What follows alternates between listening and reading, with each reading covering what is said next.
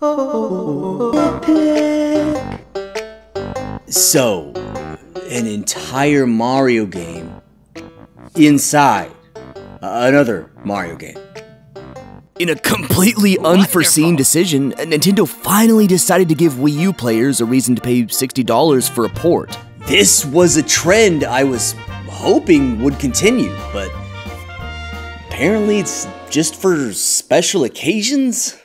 Advertised as a mystery extra game mode for the re-release of Super Mario 3D World, my expectations were pretty low. But Bowser's Fury isn't bad at all. In fact, it plays out as an almost miniature version of the real thing. Speaking of Matthewmatosis' Breath of the Wild review, Nintendo continues the trend of showing love to its long-eared brethren by placing all of its 100 collectible cat shines in a seamless open-world environment. These areas that in a game like Galaxy would be accessed through a level select screen and floating in space or thin air are instead surrounded by pools of water.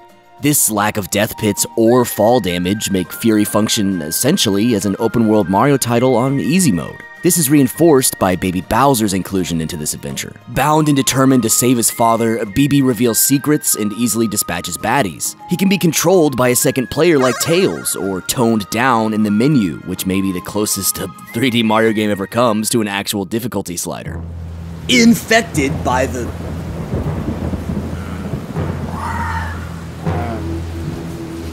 I'll be back.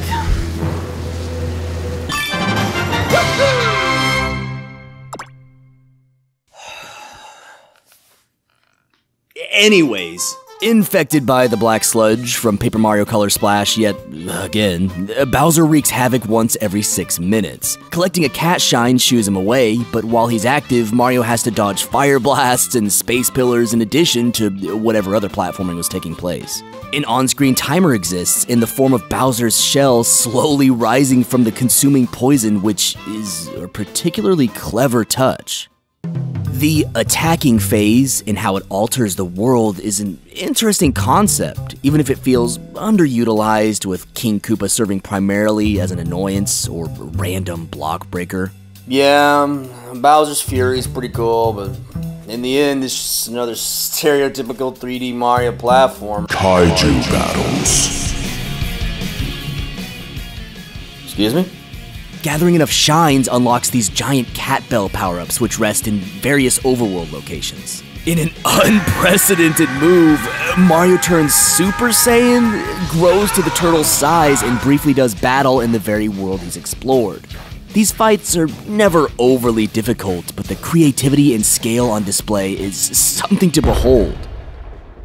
An advanced version of Super Mario World's power-up storing is implemented, allowing Mario to hold 5 of each enhancement and call Baby to deliver them at any time. Love this idea, and was fully expecting there to be gauntlets near or after endgame, similar to Champion's Road or Darker Side of the Moon, where players quickly swap between power-ups to utilize their unique functionalities.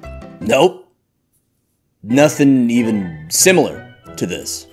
In fact, the cat and Tanuki suit outshine their contemporaries by a country mile. A promising segment near mid-game, where fireballs light up invisible paths, was almost onto something good, if ground pounding wasn't the wiser alternative.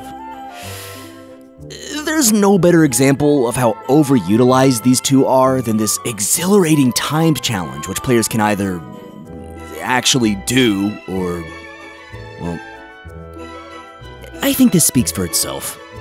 Now, I've earned every shine in Fury, and have to say that, like Odyssey, it seems players weren't meant to collect all these. Only 50 are required for the normal ending, and all that's unlocked by gathering 100 is a mini Goku cat costume and this complete picture. Gotta frame this one on my wall. But what leads me more to this conclusion is each level, or island, has 5 shines to collect. One is always a red coin challenge, cat coins.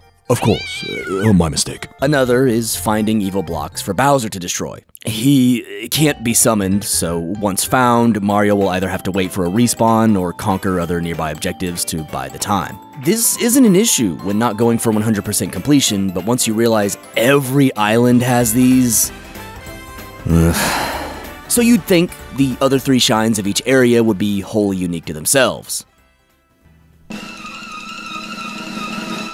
You already know where this is going. Most islands also have a key to the cat shine objective, where you simply carry a key to its designated cage. Blob Luigi appears on multiple different occasions to make for one of the simplest chase missions around. Mario gets locked in a room full of enemies, Legend of Zelda style. A Jesus Rabbit gets continuously cloned, and let's kill some helpless creatures in the sky! You even gather kittens multiple times. One of which is 16 miles away and requires riding a glacier to get to its destination. Riveting. Let me just drop this little bugger over the edge here.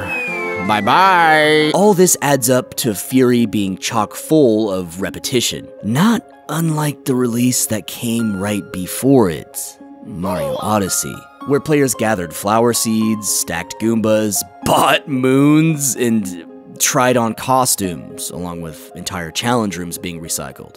The inflated collectible count in both these titles comes off as unnecessary filler, which is baffling, considering this is the same company that created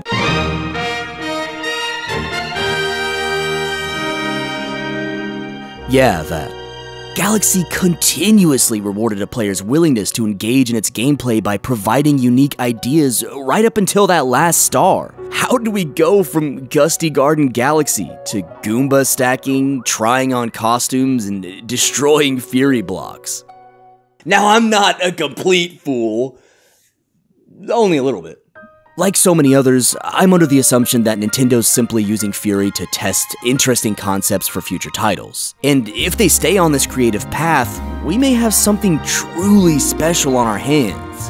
I mean, come on, everything on Lake Lapcat is overtly cat-themed. We got plants with ears, enemies with ears, coins with ears, and even birds with ears. Cuteness is Off the chain. and into the stratosphere here. The controls are airtight as always, and Nintendo even went to the lengths of creating new music exclusively for this mode. I'm just worried, that's all. Am I allowed to be worried? I don't know. What do you guys think?